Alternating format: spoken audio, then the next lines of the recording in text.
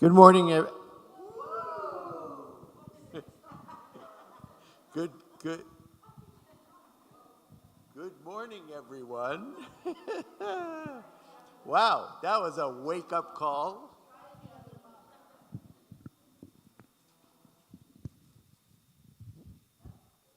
Good morning. Good morning. Same.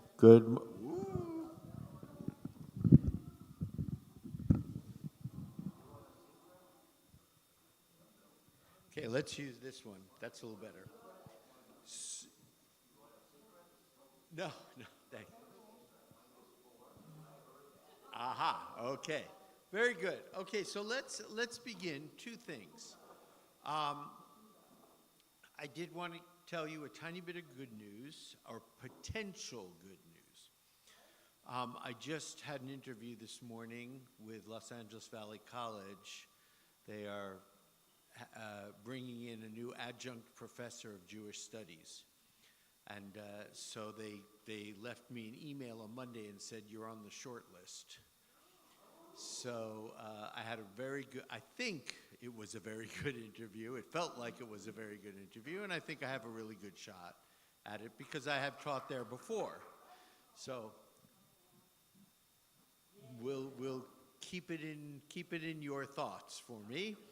All right, so Susie has a question this morning. Before we get into our diaspora Jews, Susie has a really good question this morning, and I want to address it for just a few minutes. I don't want to take too much time, and this is actually could be a days and weeks long discussion. But last night we did Talmud Tuesdays. We were discussing Zionism, and then we were discussing parts, they were discussing Jeremiah. Jeremiah was saying that, that Nebuchadnezzar coming in and dispelling the Jews was our punishment. God was punishing us, and we had to take our punishment, and it wouldn't be a long time, it would be temporary, but that we had to stay out of the land of Israel until God wills it that we go back. So my question is, if Israel is to be a secular state and not not religiously based, then it's acceptable if you are a religious person. I'm sorry, I'm sitting over there. All right. So anyway, my point is, if we really don't belong there, if we're not supposed to be there, if you are, if you adhere to the words of Jeremiah, and that we should not be there, then all these religious zealots, like the settlers and everybody else, that claim this is our land, it was promised to us, Judea, Samaria, all of those places, it's not based on real religious thought, because if you adhere to Jeremiah, in other words, if you adhere that we should not be in that land until God tells us, then we don't belong there. And so I said you can't have one way and not the other. Okay. So let's talk about this just for a minute, because it's an interesting question. It comes down to the question of is Israel legitimate or illegitimate as a state? If you believe, as one ultra-religious group, the Neturei Karta, believe, that since God did not bring about the creation of the state of Israel through some kind of messianic redemption, then Israel is illegitimate. Everyone else believes Israel is legitimate. So let's go back to Jeremiah for a second. Jeremiah echoes a very traditional mindset of traditional Judaism, which is, and you have it in your prayers, umipnei chatainu, for our sins we were exiled from our land. That has been taken out of non-Orthodox prayer books and made optional. And the reason for that is because traditional Judaism is based on the premise of reward and punishment, which the entire book of Deuteronomy sets up very clearly. Behave, be faithful to God, and you will be rewarded in your life. Misbehave, transgress God, and you will be punished in your life. And the entire early history of Judaism shows this belief.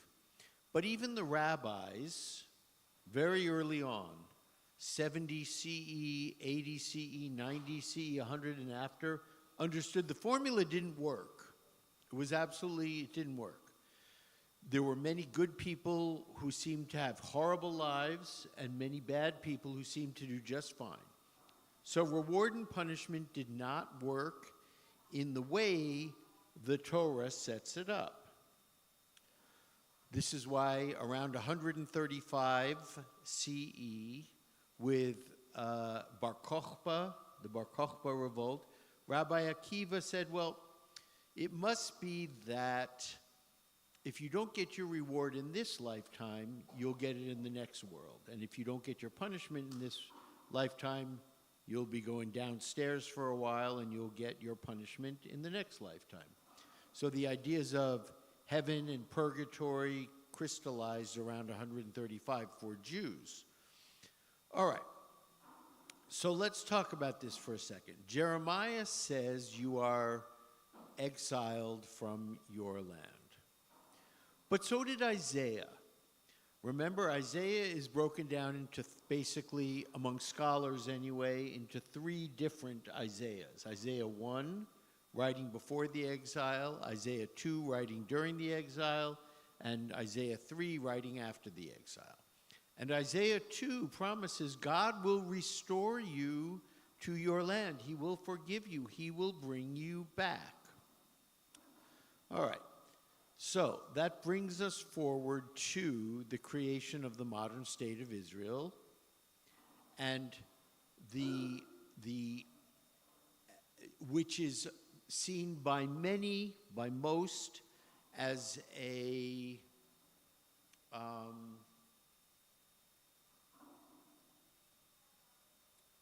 what's the word I want? As being justified by the incredible suffering of the Holocaust.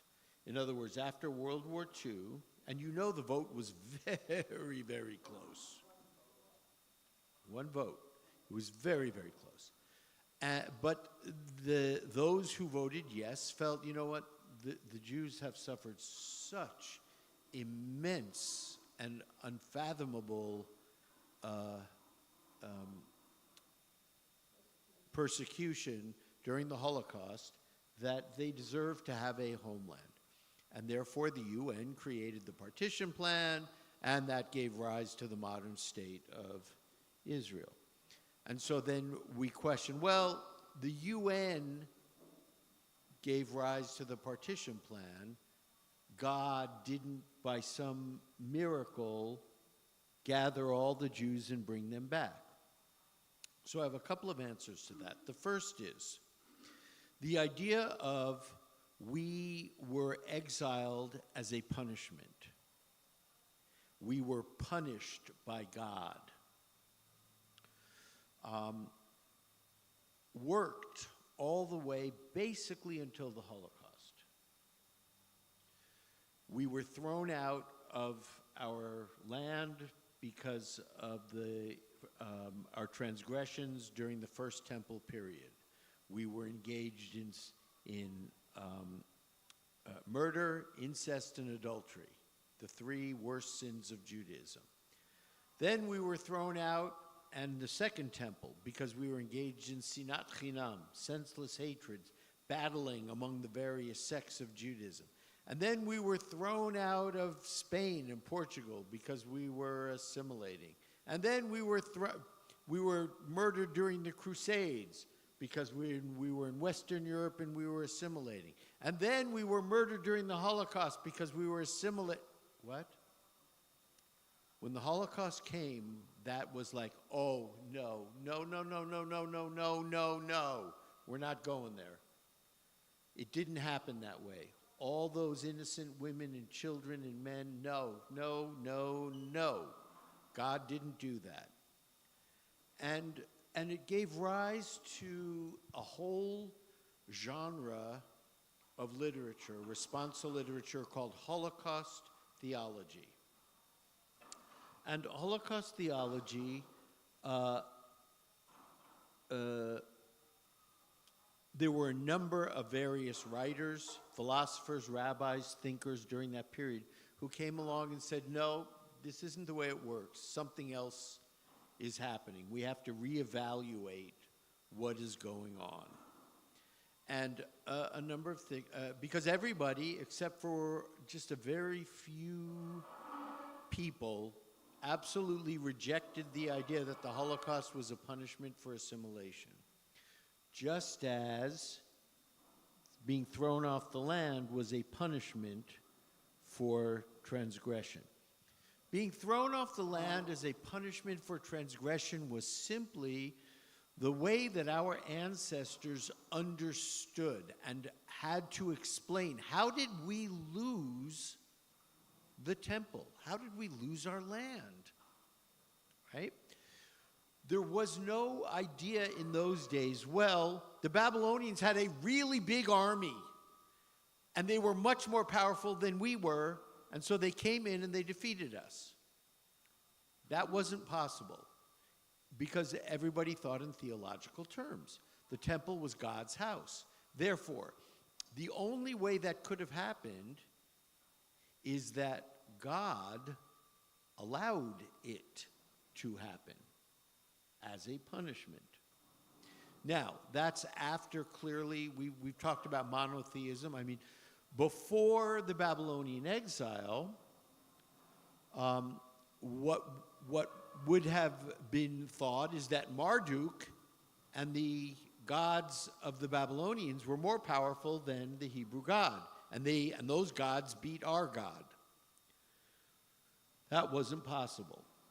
So, during the Babylonian exile, when monotheism actually takes shape, you'll recall that it's Habakkuk who says that, wait a minute, God says he will use the Babylonians to punish us.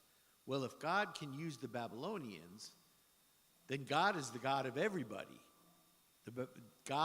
There's only one God. God can use whoever he wants. All right. So God used the Babylonians as a punishment. That was older thinking, and as I said, it worked until the Holocaust, and everything changed with the Holocaust.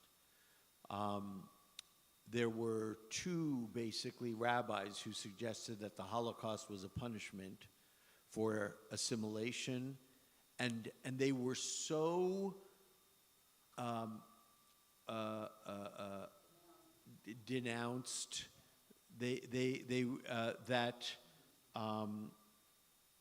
that we look at them now and we say, oh, well, they were the little fringe on the far right, I should say, because everyone else let that go. Now, so we have the modern state of Israel that the UN creates. Why do we say then that God didn't work? Why did we say that God didn't bring it about? Why do we say that God didn't?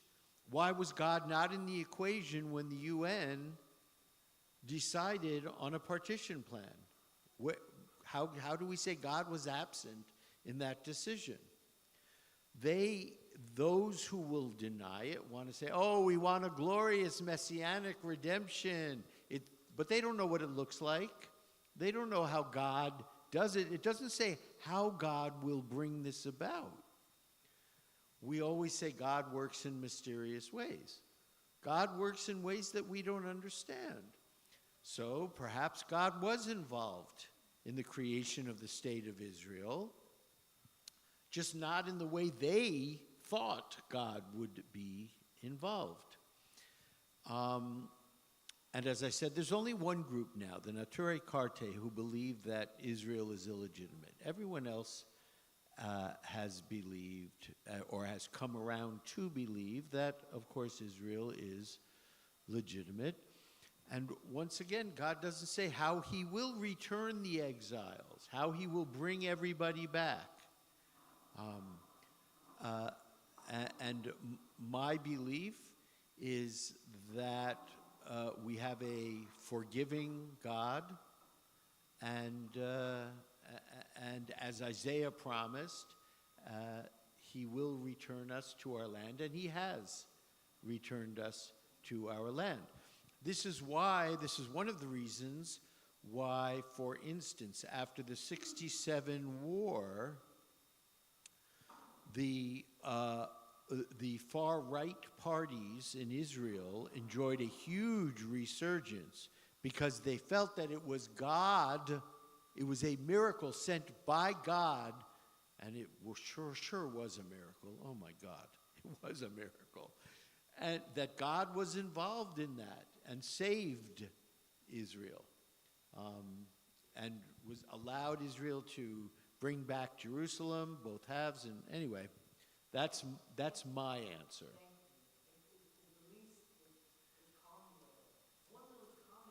Sure.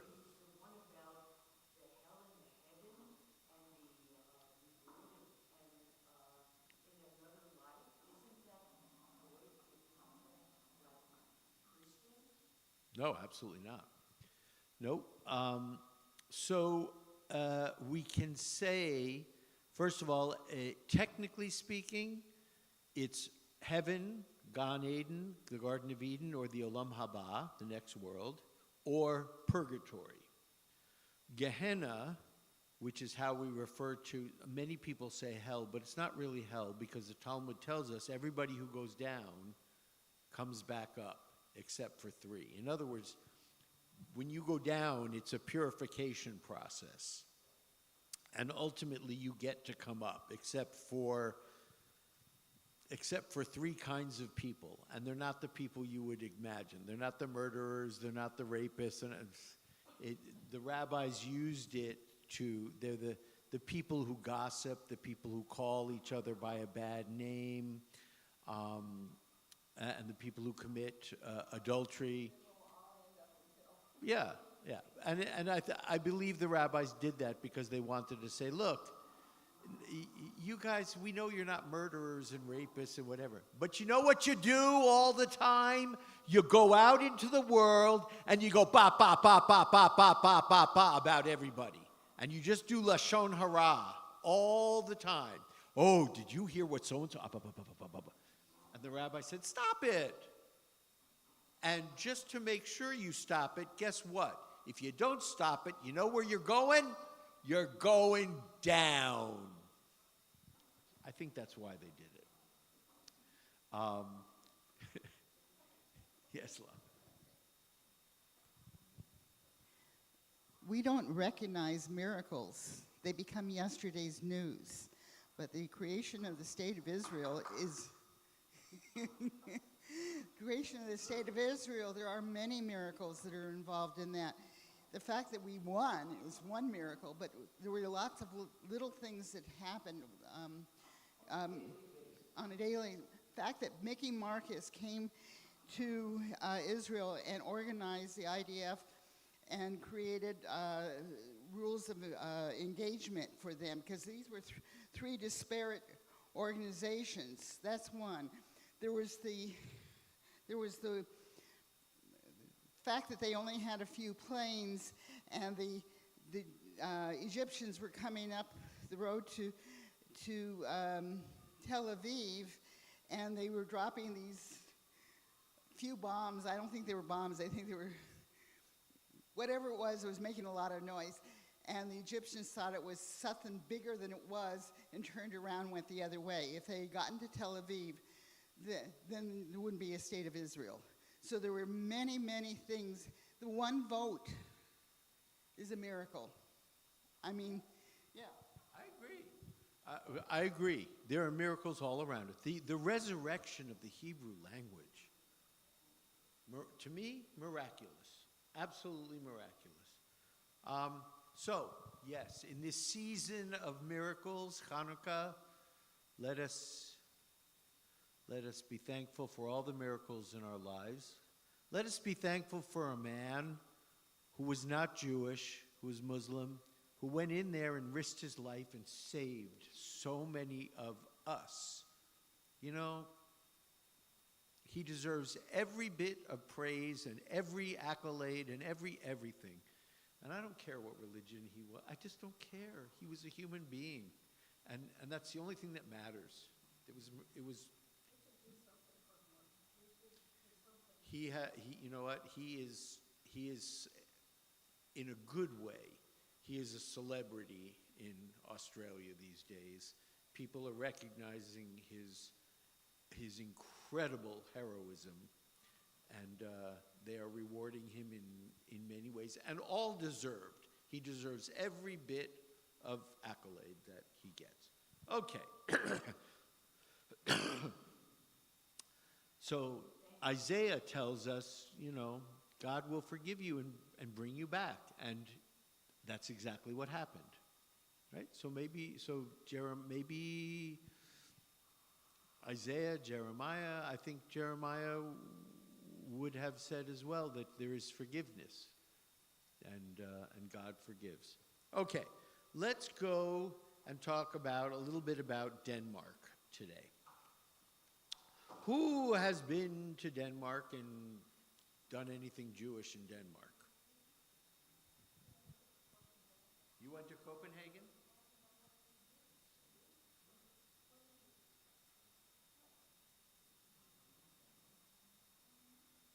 So let's talk about Denmark a little bit. So, Jews and Christians were prohibited from entry into Denmark by the 1536 Danish Reformation. 1536, Danish Reformation. So if it was a Danish Reformation, what did that mean? Martin Luther influenced go away from the Catholic Church. Very good. When is the Protestant Reformation in general? 1500. Yes, ma'am. Good. Love it. Good. You guys are all paying attention. I love it. 1500. What happened in 1500? Everything. Yes. Give me something that happened. Printing press. New World. 1492. Columbus sails the ocean blue. The expulsion from Spain and Portugal. The Renaissance. And the Kabbalah. The emergence of Kabbalah in Judaism. So 1500 starts an entirely new thing, which is why I say it's really a good date for us to start early modern history around 1500. All right. So you have the Danish Reformation. The Protestant Reformation spreads to Denmark. Lutheranism spreads to Denmark in 1536. And so, because Martin Luther hated Jews, and Lutheranism and the Protestant religion began as a reason to counter Catholicism, both Jews and Catholics were prohibited from entering Denmark because now Denmark was a Lutheran country. In 1616, we get the first Jewish presence in Denmark. There's a man whose name was Albert Dionis, D-I-O-N-I-S. I'm guessing that's how we pronounce it, Dionis. And he and a few others were allowed to enter. And he was a merchant. And guess what? He became a successful merchant in Denmark, and he became a predator. Gosh, the world news is like a creditor. A creditor. In other words, he lent money to the Danish court. And he and his few group were Sephardic, but then Ashkenazim were invited in. After the 30 Years' War, which took place from 1618 to 1648, 30 Years' War, anybody? What was it?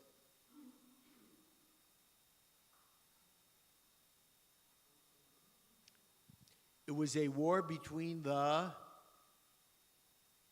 Protestants and the Catholics. Protestants and the Catholics. So you had that. You had the, and it occurred in Central Europe, and it began as a conflict within the Holy Roman Empire. Holy Roman Empire, anyone? We've heard this word before, this term before. What was the Holy Roman Empire? Good, I love it when we learn stuff. Okay, so the Holy Roman Empire. So the first thing to remember is the second word is Roman, right? So Rome had a huge empire. And there was the western part of the empire in Europe and the eastern part of the empire, which went all the way into Turkey. And when the Roman Empire collapses, in 1054, we have the Great Schism. What was the Great Schism? Yes, the Great Schism. East-West, Christianity, good. Who was on the West? The West was Germany, Italy, everybody, so that were the Catholics. Who was on the right? Eastern Orthodox. There we go. You reasoned it out. Good job. All right, so the Great Schism was a split between the Catholics, who were in the West, run by the Pope, and the Eastern Orthodox on the right, on the eastern half.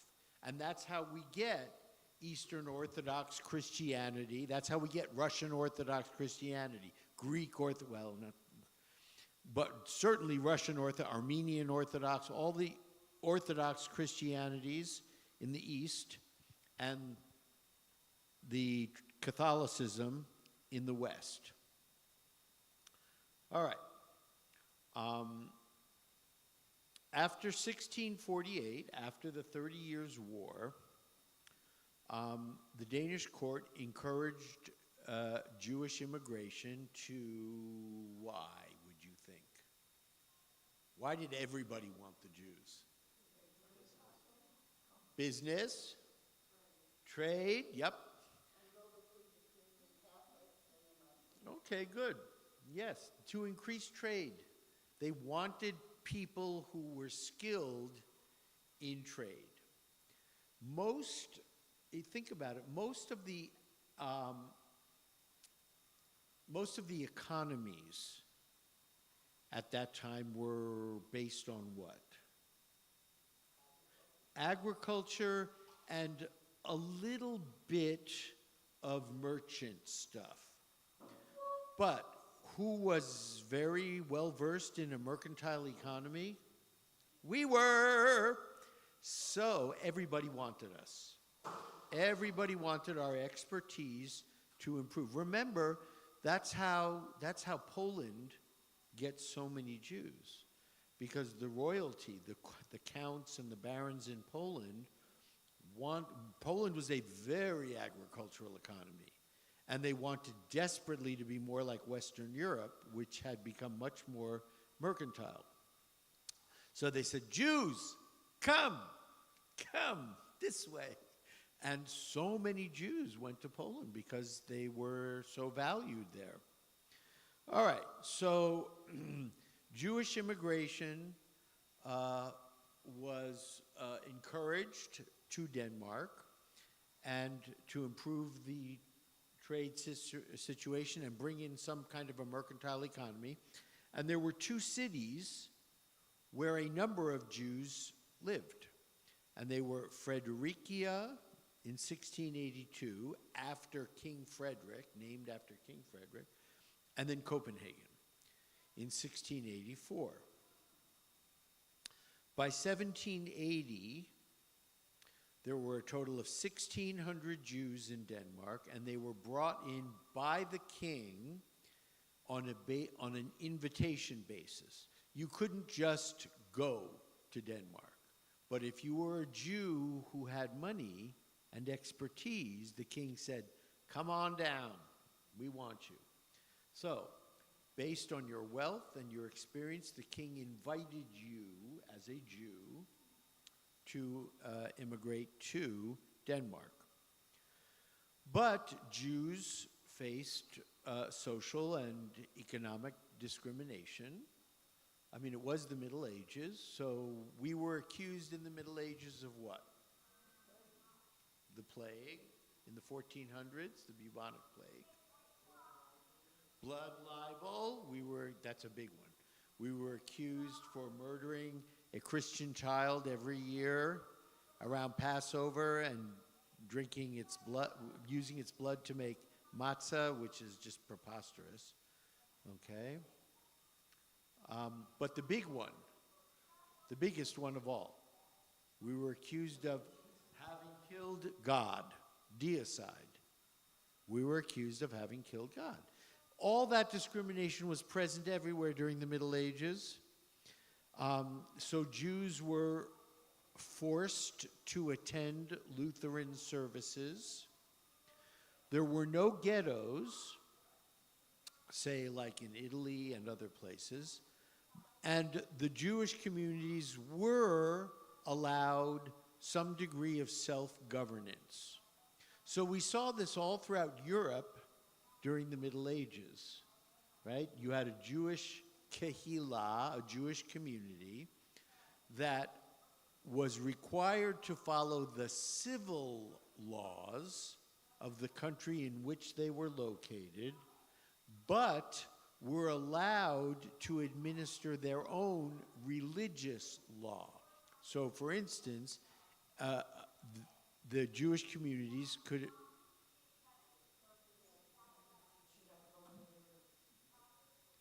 I could talk louder. So the religious communities could establish a Beit Din that would make decisions, religious decisions for the community. Who could marry whom, what was kosher, settle religious disputes, marriages, gets, these kinds of things. Civil law, you were always required to follow the law of the land in which you lived in, which gave rise to the very, very, very famous piece of Jewish legislature during the Middle Ages, which was her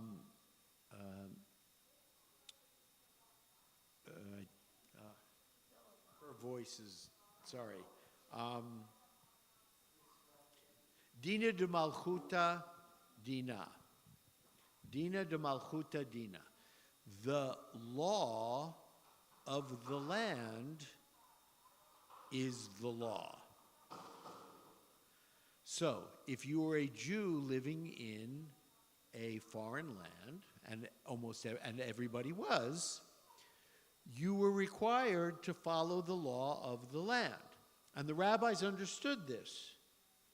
If it conflicted with religious law, you had to follow the law of the country in which you live. Now, to take it to an absolutely absurd example, if the law of the country said you have to eat pork on Fridays, it's absurd, but if that were the example, then you would eat pork on Fridays because your survival depended on it.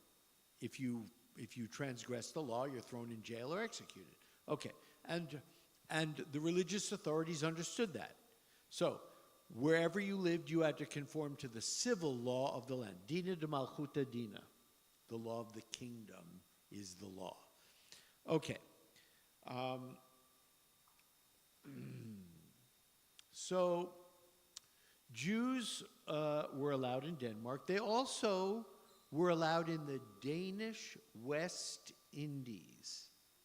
Now, this is something I'm like, Danish West Indies, what the heck is that? Where are they? I never heard of that before. Dutch West Indies or something, yeah, but Danish West? Well, guess what, folks?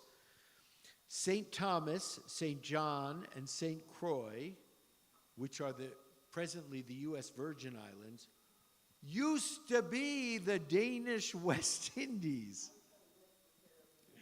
The Danish, and the U.S. bought them from Denmark in 1917.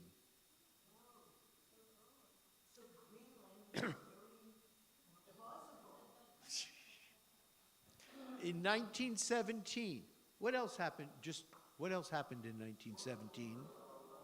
What? World War I was going on. 1917. The Russian Revolution. Right? Right? Nicholas II and Alexander are deposed, and Lenin is brought in, and the communists, the Bolsheviks, are in. So now, in Denmark, we have the Jewish Enlightenment, which is called the Haskalah, which occurs in the late 18th century. Late 18th century is around what years? Good. Very nice. The late 1700s, we have the Jewish Enlightenment. And with that comes a little bit of lessening of the restrictions against Jews. So Jews were allowed to join the guilds. They were allowed to go to the university. They were allowed to buy real estate. And then comes the Napoleonic Wars in 1803 to 1815.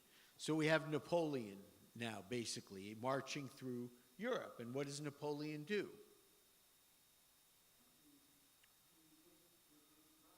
Good.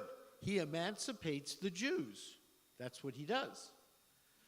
Every country that he marches eastward through, he allows the Jews their civil rights. What it means to emancipate them means they get to own property, they get to vote, they get to become citizens, which they could not do before Napoleon did that. So, bless you. So Napoleon marches through, he gets up to Russia, and we all know what happens then. He has to turn back, and he goes back. Unfortunately, once he turns back, almost every country that he emancipated goes back to what they were before, and they subjugate the Jews. But during the Napoleonic Wars, the Jews of Denmark are emancipated, which leads to some anti-Semitic riots in 1819. The people weren't happy with the Jews having their rights. In the early 19th century, the Great Synagogue of Copenhagen is built. Did you see the Great Synagogue of Copenhagen? No? And yes, you should. The Great Synagogue of Copenhagen is built, and Jewish life is actually pretty good in Denmark. Then we hit the 20th century. And the 20th century, as you know, leading up to and the beginning of, is a time that's very difficult for Jews, starting with the assassination of Tsar Alexander II in 1881. Gives rise to all kinds of riots and pogroms. That's when the Jews of Eastern Europe and Russia begin to leave whenever they can. Some go to the present state of Israel, some come to the United States. In 1903, we have the Kishinev pogrom. In 1904, we have the Russian-Japanese War. And in 1917, we have the Russian Revolution. all of which displaced Jews. So during this early period of the 20th century, about 3,000 Jews went to Denmark. And of course you can imagine, so Denmark's a Lutheran country, Jews going to Denmark. We have a lot of intermarriage, we have a lot of assimilation, and then of course comes World War II and the Nazis. In 1943, there was a warrant to arrest and deport all the Danish Jews, beginning on Rosh Hashanah of that year. 7,550 fled to Sweden. We have seen this and heard about this. Remember, it was a nighttime mission in boats. The Swedes and everybody, they went to every little boat they could find. They took Jews from Denmark and they moved them over to Sweden, over the Øresund Strait. 500 Jews were rounded up and sent to Theresienstadt. 50 of them died during the transportation. But guess what? The Danes rescued those who were not dead. They rescued the ones who stayed alive, and they brought them back to Denmark. They protected their Jewish neighbors' property, and they protected their homes. Pretty great, pretty amazing. That was a common idea. I read that they didn't have verification for that, but that was a common belief. Yes, that the king wore a Jewish star in support of Jews. As I said, the sources that I looked at said that was a common belief at the time. There wasn't evidence to show that it really happened, but it was, in fact, a very common belief at the time.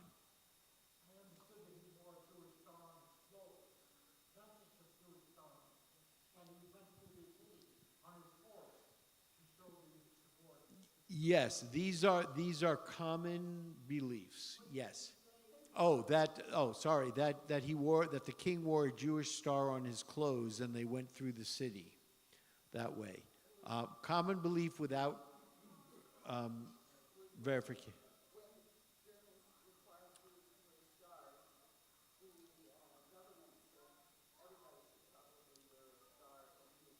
So Lana said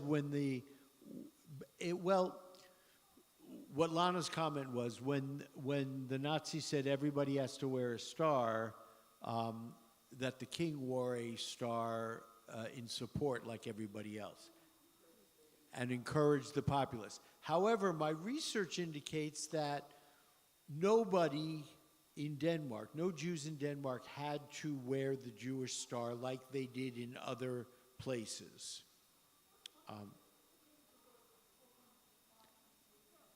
1943. I guess they like got them. I tried to find that out. I guess they were able to get them along the way somewhere. But it's a great thing. Yeah. So after the war, many Jews immigrated to Sweden, Israel, the UK, and the US. Anti-Semitism did increase a little bit, but in general, it wasn't and is not a huge issue in Denmark, with one caveat. Denmark, after the war, became increasingly secular. Remember, it was very Lutheran, but it has become increasingly secular. And so non-Orthodox Jews were increasingly comfortable being in Denmark. As of 2020, there were about 6,000 Jews in Denmark, mostly secular Jews. There are 3 synagogues in Copenhagen, and that's all, for all of Denmark, and they're all in Copenhagen. There's a modern Orthodox synagogue. There's an Orthodox synagogue, and Chabad has a presence, of course. And there's also a Reform synagogue. All 3 are in Copenhagen.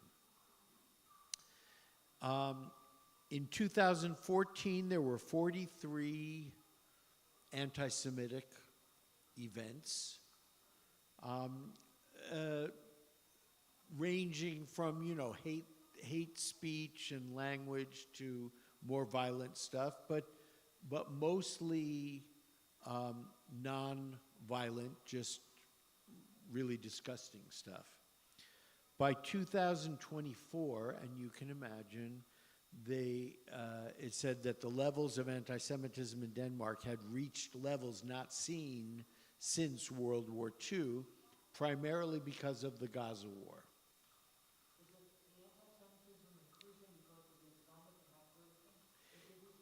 Is the anti-Semitism increasing because of the Islamic migration into these countries? Yeah, partly. Yes, partly. But also, we have to understand it's not... Unfortunately, the war in Gaza has increased anti-Semitism, not only among Muslim men and women, but among other religions as well, and even secular people who are very sympathetic to the Palestinian cause. So, anti-Semitism has increased both as a result of increased... The countries with the biggest Muslim population have the most anti-Semitism. I would say that's true. Which leads me to answer the thing that I told you I was going to research for today from last week, which is in India. Remember that there's a huge Hindu population, and it's the 3rd largest Muslim population in the world. And the question from last week was, there was a lot of anti-Semitism in 1974 following the split with Pakistan. Was that anti-Semitism from the Muslims? 47. What did I say? Oh, sorry, 47. I had the numbers. Was looking at the... Thank you. Was it from the Hindus or the Muslims? And the answer is from both. From the Hindus, it was from the Hindu far-right ultra-nationalist movement who felt that India should be Hindu only and nobody else. Ultra-nationalist movements do that. From the Muslims, it was mostly from Holocaust deniers. Now you think, 1947, gosh, it was so fresh, right after the Holocaust. How could you deny that what? It was. So, that's the answer from last week. And, so the anti-Semitism in Denmark now greatly increased and was exacerbated by the Gaza war, and that's true for all over the world, and we know that everywhere anti-Semitism has increased because there are so many more now who are sympathetic to the Palestinian cause. The last thing I'll say is that Greenland, which is a possession of Denmark, Greenland has no established Jewish community. Jews visit it, but it has no established Jewish community.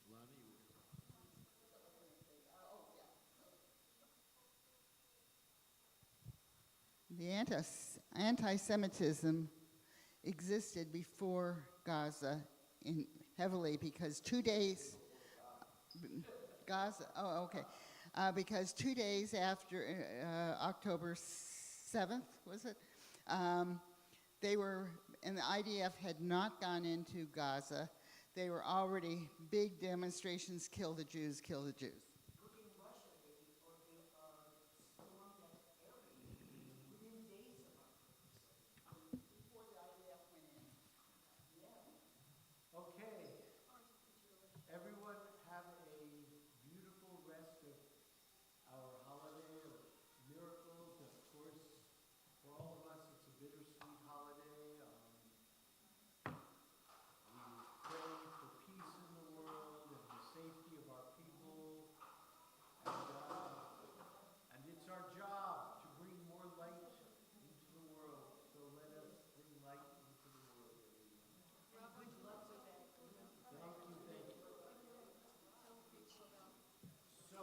Evie brought with her some brochures for Chabad of Burbank for the last day of Hanukkah. They have some events and some candle lighting. So for anyone who's interested, she will leave the brochures up here. Thank you. I remind you we have 2 weeks off, and there are lemons, thanks to Berna. Please help yourself. They're on the back table. And new refreshments have come in. So please help yourselves.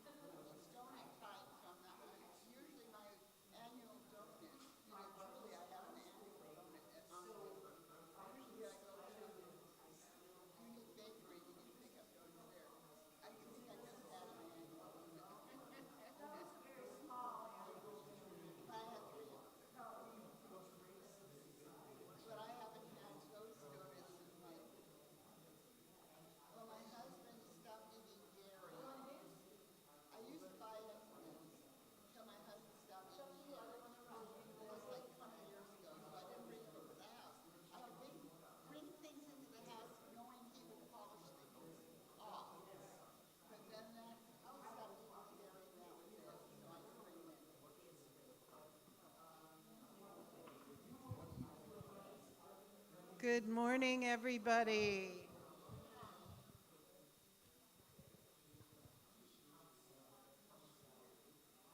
Yo ho, yo ho.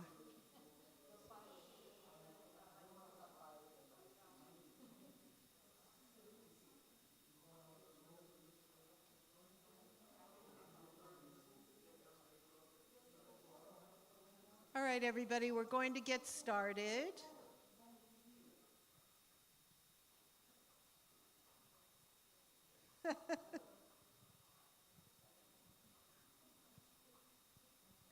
Good morning, nearly afternoon. What did you study today earlier? Denmark. Was it a discussion of the Danish rescue of the Jews during the Holocaust?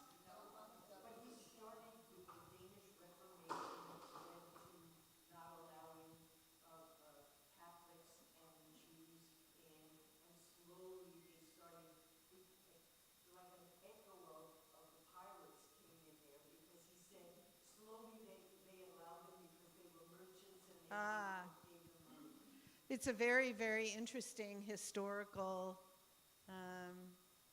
learning, and unfortunately, Denmark now, I don't know what he said, but Denmark now is not a very welcoming country for us. So let's start with a blessing for learning.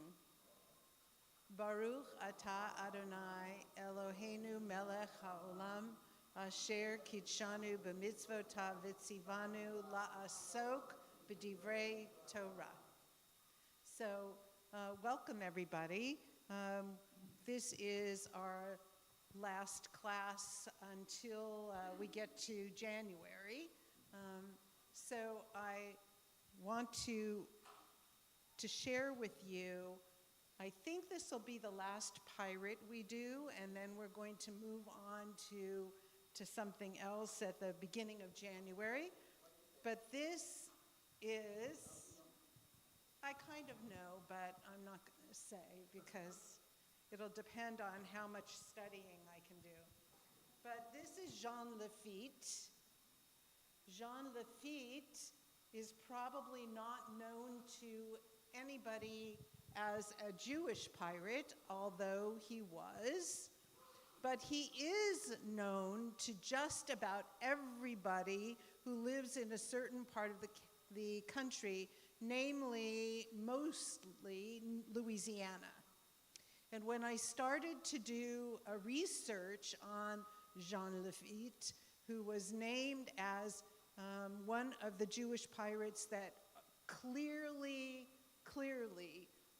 were Jewish, and everyone that we have taken a look at during this discussion, they all have been cleared to be really coming from Jewish stock. So Jean Lafitte, though, is a hero, a complete hero in Louisiana, New Orleans particularly. And when you go to New Orleans and you go walking down the streets in the area where the Mardi Gras happens, you will be able to find a store that is all about the pirate Lafitte. The only interesting aspect about that store that is all about the pirate Lafitte is that the owner of that store has not yet been willing to say that Jean Lafitte was actually Jewish. Now he has a video, so if you ever want to look at it, it's kind of an interesting video, because first it comes on as we want to give you an historical depiction of Jean Lafitte, who was massively involved in saving what some people call saving America, and we'll talk about that in a minute. However, he says he could be Spanish, he could be French, he could be Jewish, but he hasn't gone the way of historians that are very clear about who this pirate was. So are we, yes? I had mentioned, I'm sorry, also another non-acknowledgement is, remember I told you that new American Revolution, the financier of the revolution, they talk about more, they don't talk about, oh my gosh, I forgot their name. Yeah, I always blank on names, so it's not something that I can do. But yes, I mean, it seems to be a way of being. In the Revolutionary War, more than one Jew were responsible for funding what came to be the way that America, the nascent America, was able to fight the war because they gave a lot of money. And so this is similar to Jean Lafitte, but in a slightly different way. So I'm going to share some things about him. Somebody said he's handsome. You could take a look at it and see. But a real pirate he is. Now, I just want to let you know that he was born in 1780. So does that make him a Jewish pirate that's dealing with the Inquisition? No. So he's amongst the last of the Jewish pirates that you would ever encounter. So he was born in 1780 and he died, pardon? He was born in France. That's how you get to Jean Lafitte, right? He was born in France, and I told you already that he was a French pirate. He operated mainly in the Gulf of Mexico. So he was either born in France, they can't quite tell, or the French colony of Saint-Domingue, which is now Haiti. By 1805, he was operating a warehouse in New Orleans that dispersed goods smuggled by his older brother Pierre. Now, they're really not sure whether Pierre and Jean were raised together. There's some thought that they had to be separated because the father died and the mother could not take care of both of the children, so she kept her younger, Jean, and she set Pierre to live with other family members. We also are not sure that in that story, that was the first wife of his father or the second wife of his father, and we'll see why that matters later on. But everybody thinks in terms of also DNA and history that he was the son of the first wife and that she passed away early as well. So in 1807, the United States issued an embargo. We're hearing a lot about embargoes lately. They issued an embargo, and these two brothers had created an island of themselves. That's kind of, that remark about the island started to make me think. Because we've talked about a number of these pirates, these Jewish pirates, who took land or bought land that was outside wherever they were in order to be able to have an island. Lafitte did the same thing, but obviously Lafitte did not do it because he was trying to save places for Jews to go in the Inquisition, right? Too late for that, so it really became an island that they took upon themselves to hide weaponry. They were still fighting against Spain, by the way, to take weaponry and to hide money and just to have an island in which to find safety when they were being chased by by one of the countries that they were stealing from. So here's the thing. The United States government, when they passed that Embargo Act, made those brothers move off of Louisiana to the coast of Louisiana because they didn't want the Americans to capture them and require an embargo. That port there became very successful. Their smuggling operation was profitable, and then they began to engage in piracy. So first, they were doing business as blacksmiths.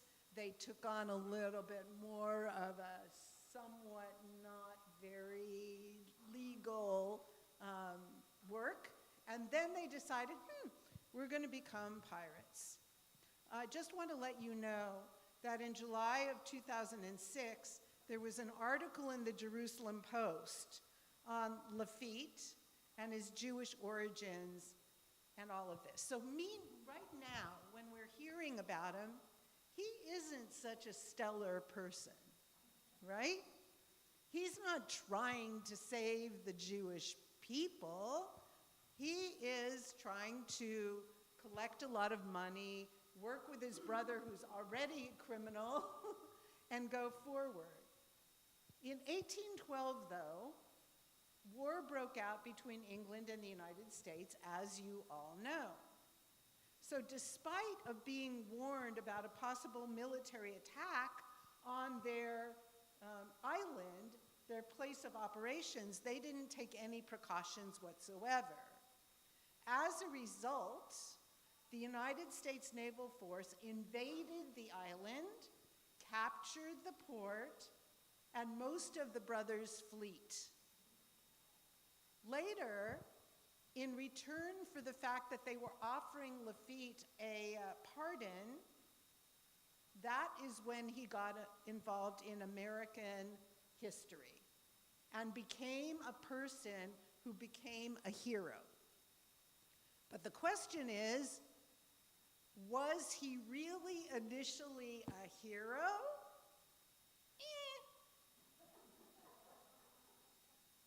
He wanted to get on the good side of the Americans because they were charging him a lot of money, embargoing things, because they had taken over the island and he wanted it back, because he wanted all of the things that were on the island.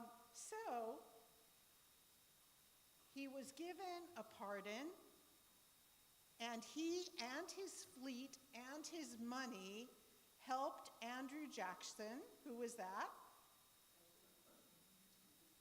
Later, he became the President of the United States, and Lafitte became the most important person to defend New Orleans from the British.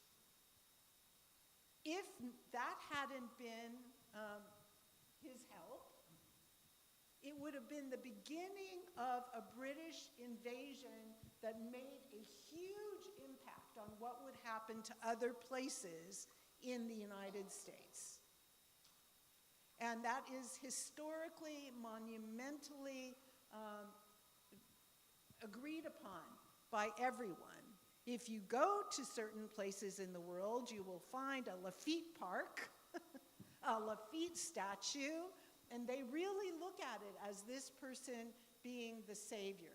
The other thing that he did is because he had come into piracy and nobody was all that enamored of the British, he was able to find out where they were going and what they wanted to do and what their plans were in taking over the New Orleans area. How did he do that?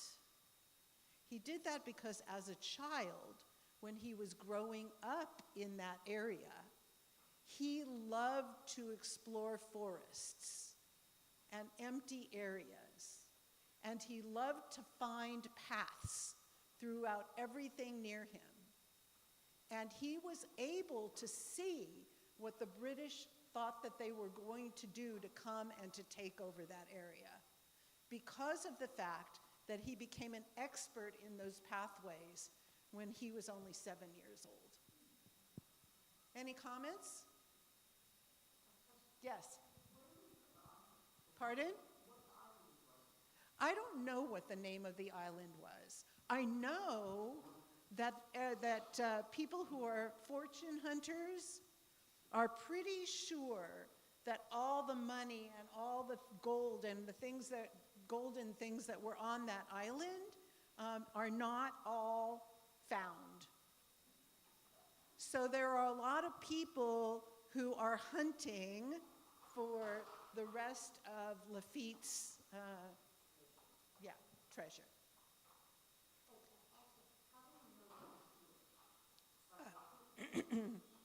I'll tell you as we get a little bit closer. So just to finish this part, he became a critical player in the winning of the Battle of New Orleans in 1812. I'm sure if you studied American history when you were younger, it was something that was talked about. We don't think about it very much. The War of 1812 isn't top in our understanding of wars. So then they became spies for the Spanish government. And during the next period of time, during the Mexican War for Independence in 1817, he founded a new colony on Galveston Island, which he named Campeche. At its height, Campeche, earned millions of dollars annually from stolen or smuggled money and goods, and he continued attacking merchant ships as a pirate around Central American ports until his death in 1823. One more thing about Jews, the trading activities that he did were conducted by João de la Porta, a Portuguese Jew from Spanish Texas. A client that he had was also Jim Bowie. Any ideas who that is? Bowie what? Knives. Yeah, Bowie knives. Okay, so here's about his life that you're asking. It kind of remains a little bit obscure and contradictory. In his own disputed memoir work that now is less disputed, the Journal de Jean Lafitte, Lafitte claims to have been born in Bordeaux, France in 1780, and he writes in his own book, the child of Sephardic Jewish parents, whose converso grandmother and mother fled from Spain to France in 1765 after his maternal grandfather was executed by the Inquisition for Judaizing. So, this is a book said to be written by Lafitte himself. Many scholars believe that that's the case, and so there you hear it straight from the pirate's mouth. So we know what a converso was. And so Jean and his brother, Pierre, also said that his family was forced to be converso. So there are people who find his baptism certificate. Why?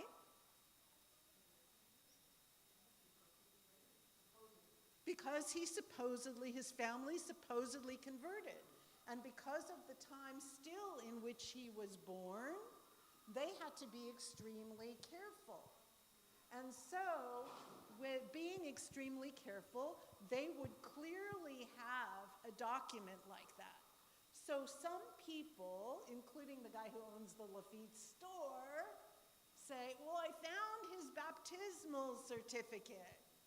But all of us know, after talking about everything dealing with the Inquisition and these pirates, we know that they were forced into those kinds of things. But if by the time that he wrote his own book, he shared what his family was. Yes, Susie.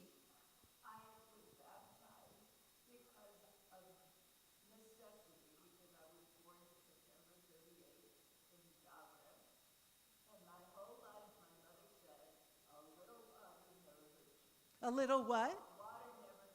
Oh, okay. So Susie said she was baptized because she was born in 1938. Where? In Yugoslavia. And so they probably, your parents probably thought that it was a safety measure at the time.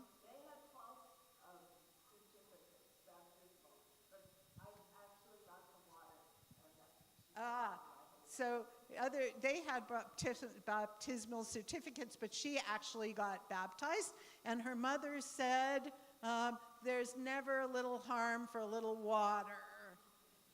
So we totally want to recognize you as Jewish at this time, Susie. So Jean and his brother claimed to have been born in Bayonne, France, while there are other documents of the time and place of his birthplace at the other part of French that was now Haiti. So he said, one of the biographers said, it was really a convenient time for Jean to be a native of France because it provided him protection from American law while he was doing these things. So why take a step back at the Revolutionary War, the American Revolutionary War, and tell me why France was a good place to be from with regard to being safe from American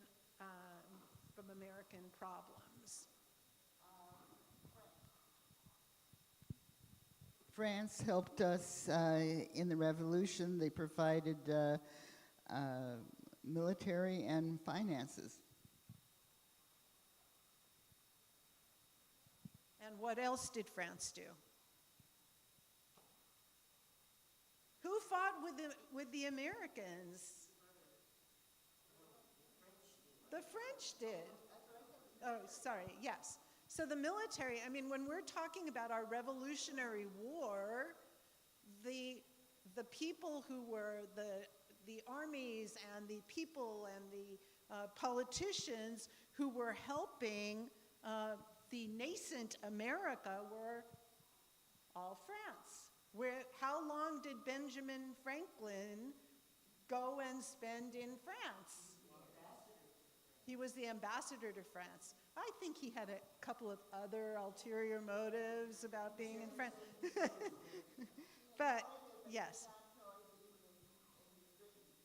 What? No. Yes, he enjoyed being in France, but not Britain. I can understand why. So, anyway, but here's the thing. What's his last name? Lafitte. So he's probably completely telling the truth.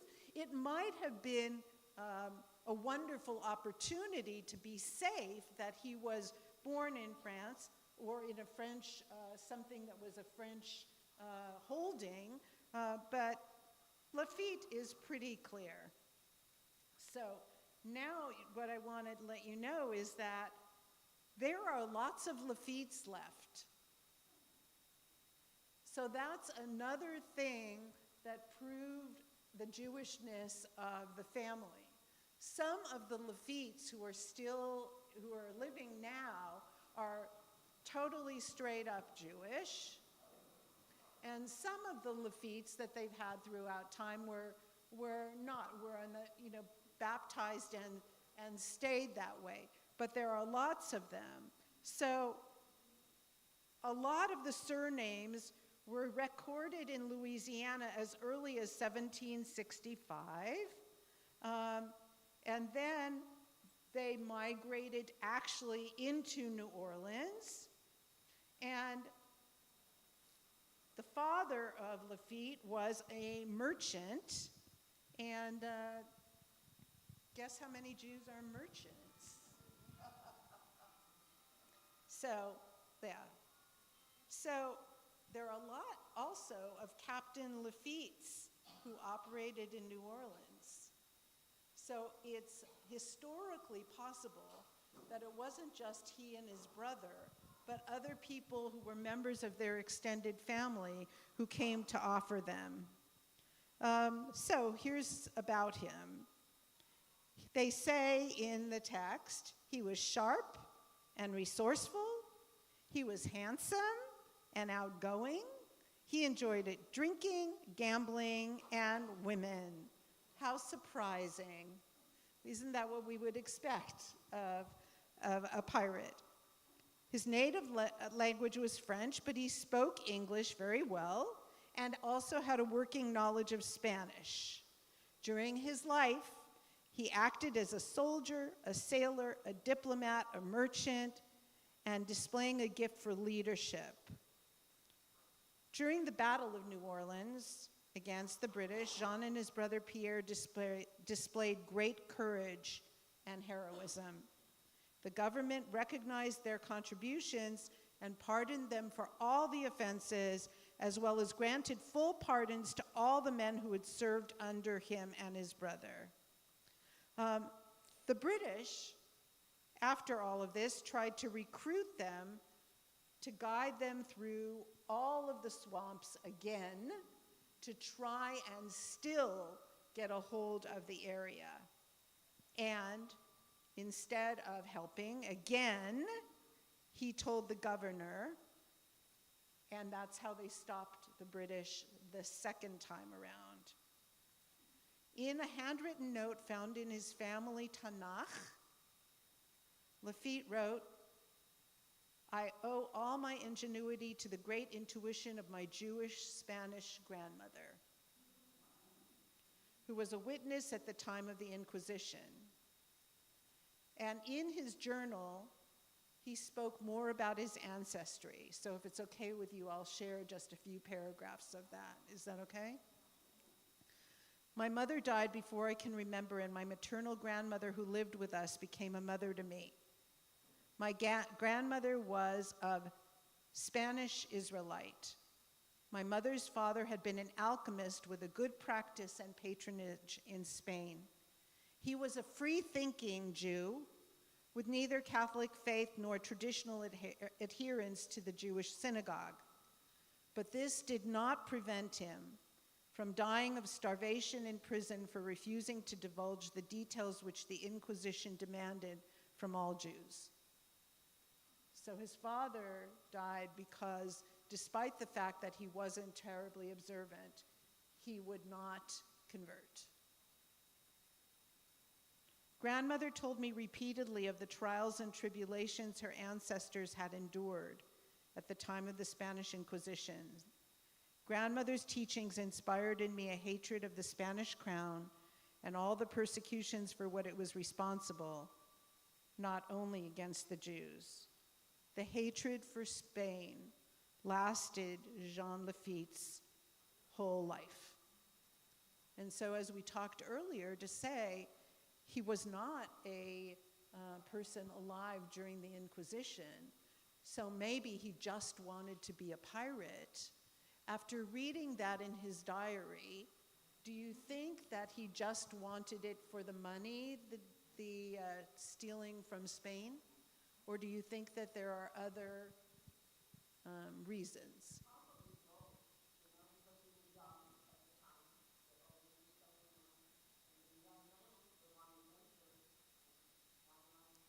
So probably it was both. He was a young man. He wanted the adventure. He wanted what he could take, but he also felt very strongly about his hate of Spain, even that far along. Anybody else have anything to say? I'm just trying to see what else. Like, I collected so much information, so let me see. Just one sec. So, Jean Lafitte himself married Christina Levine. a Sephardic Jewess born in the Danish Virgin Islands. She was 17, and they had 3 children together. Christina died after the birth of their daughter. Jean fell sick after his 3 children were grown. He was nursed back to health by a woman named Emma Hortons Mortimer, and they married and had 2 sons together. Lafitte ran a fleet of private sloops, and he continued to have his blacksmith shop in New Orleans, a front for fencing pirate loot. All the while, they continued to capture Spanish ships in the Gulf of Mexico, but in 1821, his ship was ambushed by a Spanish warship, and he and his men were captured and jailed. With help from the outside, he managed to escape. In 1822, he was captured again, this time by an American warship, which turned him over to local authorities, who, smartly, promptly freed him. Jean continued to patrol the shipping lanes around Cuba, and in November 1822, he made news in the American press after he escorted an American schooner through the private-controlled seas, even providing them with extra cannonballs and food. It's a pretty interesting story of a real human, you know, like, to know how he went back and forth. In February of 1823, he attempted to capture what appeared to be 2 Spanish merchant vessels. It was a cloudy day with low visibility, and he mistook their true identity. The 2 ships suddenly turned about and attacked his ship. The 2 ships had not been merchant vessels, but heavily armed Spanish privateers who opened heavy fire against him. He was badly wounded in the battle and died after dawn on February 5th, 1823. He was buried at sea in the Gulf of Honduras. The Spanish press carried obituaries of his death, who proclaimed the loss of this brave naval officer. No American newspaper mentioned him or published an obituary. But after his death, 2 fishing communities in Louisiana were named after him, as well as a town hall and a Jean Lafitte Boulevard in Parrish County, Louisiana. His name was also installed on a National Historic Park and Preserve located 25 minutes downtown New Orleans. And there's one addendum I want to share with you. Years before the Battle of New Orleans, Louisiana Governor William C.C. Claiborne placed a reward of $500 on Lafitte's head because he was running a blacksmith shop that was really a front, and because he was doing these things. But here's the funny last sentence that I thought you might enjoy. Lafitte retaliated by putting a $5,000 bounty on the head of the governor. Neither collected. And that's the story of Lafitte. We're a little bit early. I can either call it a day, or I can share with you a couple of other. I can either call it a day, or I can share with you. There are a couple of other pirates I'm not going to get into very heavily, but I have like a couple paragraphs. Is it okay if I share those with you? Okay. So, Yaakov Curiel was another notable Jewish pirate. And they didn't have to do a DNA check on him because who has the name Yaakov? He was born into a Jewish family which had converted to Christianity under pressure from the Inquisition when Yaakov was a child. As a young man, he was a captain of the Spanish fleet until he got caught by the Inquisition. He was freed in a daring raid by his sailors, most of whom were Marranos, conversos themselves. You know Murano, the word Murano, right? You know that the word Murano means pig, pigs. So when people used to, in Jewish community, used to say Muranos because that's what they were called back then, after a while, people said, you know, we shouldn't call our own people by the name pig that they gave them. And that's where we went to converso. So most of the people who saved him were Muranos, conversos. For many years, his goal was to exact revenge against the Spanish with the 3 ships under his command. Little is known about what happened to him after his career at sea ended, but it seems to indicate that he made his way to Israel. He studied Kabbalah and died peacefully of old age in Sfat. So, another pirate gone into reclaiming their Jewish identity. Pardon? I don't know exactly, but under the Inquisition, so it's somewhere in the 1500s to very, very early 1600s. I don't have that. So, I'm almost done, and when we come back together, we'll try another topic, but it might be another topic about Jewish guys who shouldn't have been doing what they were doing. I don't actually, but I thought I would stay on track. A pirate named David Abarvanel. Also, we didn't have to do a DNA check on him. Evidently from the same family as the famous Spanish rabbinic dynasty, which included Rabbi Isaac Abarbanel. There's a lot of writings that he did. Joined British privateers after his family was butchered off the South American coast. He used the nom de guerre, Captain Davis, and commanded his own pirate vessel named the Jerusalem. He used the nom guard, Captain Dave, the Jerusalem. According to at least one report, he was the person who discovered what is now Easter Island. So, as you know, there were many of them who operated Spanish ships off the coast, and in particular in the coast of Chile, there are reports that the galleys were kosher. All the galleys on the ship were kosher, and that they abstained from raids on Shabbat. A maritime museum in Chile today holds letters of communication amongst these pirates, composed in Hebrew. So, one of the last ones, if you don't mind, it's kind of funny, right?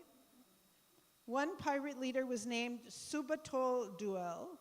On a trip to the coast, he stumbled across a ship under the command of the pirate Henry Drake, son of Sir Francis Drake.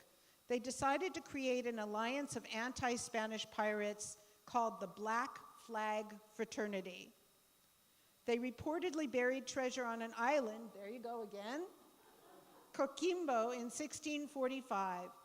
A chapter in the book Piracy and Plunder, A Murderous Business by Milton Meltzer is devoted to Duel's swashbuckling career. There were also people based in Curacao and Venezuela, and one local Curacao rabbi once berated his community's pirates when they thoughtlessly attacked a ship owned by a fellow Jew. And then it says here as a comment, at least it wasn't done on Shabbat.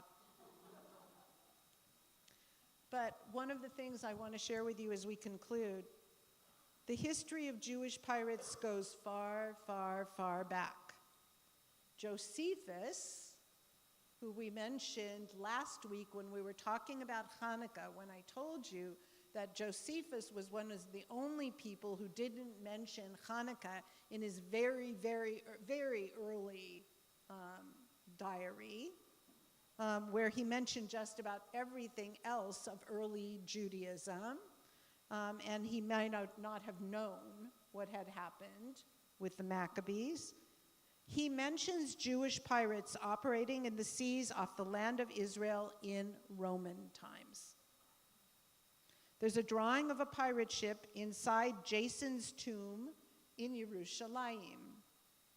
The Hasmonean Hyrcanus accused Aristobulus, his brother, of acts of piracy at sea. In its last days, the Seleucid Empire, the one fought by the Maccabees, was plagued by Jewish and Arab pirates. So we circle back around to Hanukkah. And circling around to Hanukkah lets us know that these things have been happening for many, many years, and that most of the Jewish pirates didn't hide their origins. They had no problem expressing their Jewish identity when they were out in the sea with the people who were serving with them. They were proud of what they did. They named the ships they captained after biblical characters, as I read, and Queen Esther was one. The prophet Samuel was one. The shield of Abraham was one. The fact that ships from Spain, a kingdom that had committed unspeakable crimes against their ancestors, were such bountiful targets, clearly provided extra motivation for their deeds. So, we should hold them both questioningly, but I think mostly we should remember them with honor, because we all know that there are times in Jewish history when it's tremendously important to fight back. And these people's only way of being able to fight back was to choose piracy. So that's it on them before the end of Hanukkah.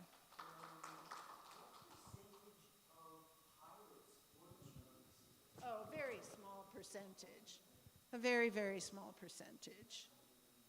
But they certainly made names for themselves. And that's why I'm glad I got to share that with you, because they deserve to be named. So have a wonderful, wonderful, wonderful break. And I will see you back for a couple of weeks until the end of semester, and we'll see what that will bring.